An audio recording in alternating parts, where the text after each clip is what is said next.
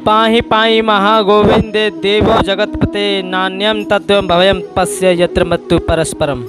हे गोविंद, मेरी प्राण रक्षा करो, ये ब्रह्मास्त्र मुझे जलाकर भस्म कर देगा। उसकी मुझे परवाह नहीं, लेकिन मेरे गर्भस्थ शिशु को कैसे भी बचाओ।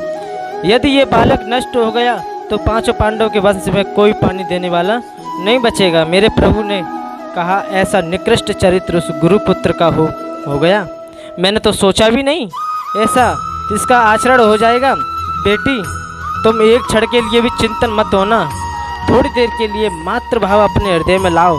जैसे ही उत्तरा के मन में मातृभाव आया, मेरे गोविंद सूक्ष्म रूप से उत्तरा के घर में प्रवेश हो गए। बोलो गोविंद भगवान की जय। चार भुजाएं धारण ली मेरे प्रभु ने और गदा को सुदर्शन चक्र की तरह घुमाया और गर्भस्थ शिशु की प्राण रक्षा कर दी मेरे गोविंद ने। एक रूप से बाहर भी खड़े और उत्तरा से कहते हैं, बेटी कोई कष्ट तो नहीं हुआ? उत्तरा कहती है, नहीं नहीं, अब मैं स्वस्थ महसूस करती हूँ, मुझे अच्छा लग रहा है। जैसे भगवान के सामने जीव की कोई चालाकी नहीं चलती है ना, वैसे भक्तों के सामने भगवान की भी चालाकी नहीं चलती।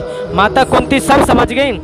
श्री कृष्ण ने मेरे पुत्र वधु गर्भ में प्रवेश करके मेरे पुत्र की प्राण रक्षा की, मेरे वंश को निर्भय होने से बचाया है। माता कुंती श्री कृष्ण के चरणों में गिर पड़ी और बार बार रोदन करने लगी और कहने लगी, हे श्री कृष्ण द्वारका वासना देव देव जगतपते, हे गोपाल, प्रणाम करती हूँ आपको। आप साक्षात जगदीश्वर है, जगत के नेता हैं, परात्पर अखिलेश्वर हैं। निर्गुण ब्रह्म ही सगुण रूप में अवतरित होकर यहाँ आया है।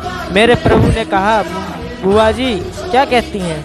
आप मुझे भगवान बताती हैं, मुझे परमात्मा कहती हैं।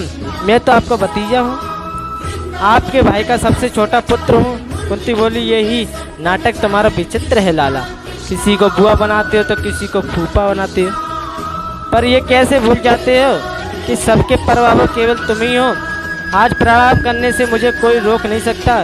कन्हैया ने समस्त सभाजनों को संबोधित करके कहा, सुनो, आपने बुआ मुझे भगवान कहती हैं, मुझे परमात्मा कहती हैं। अच्छा, मैं कहता हूँ कि मैं भगवान हूँ और मैं भगवान हूँ, इसीलिए आप सब कुछ जो कुछ मांगना चाहते हैं, जिसके मन में आए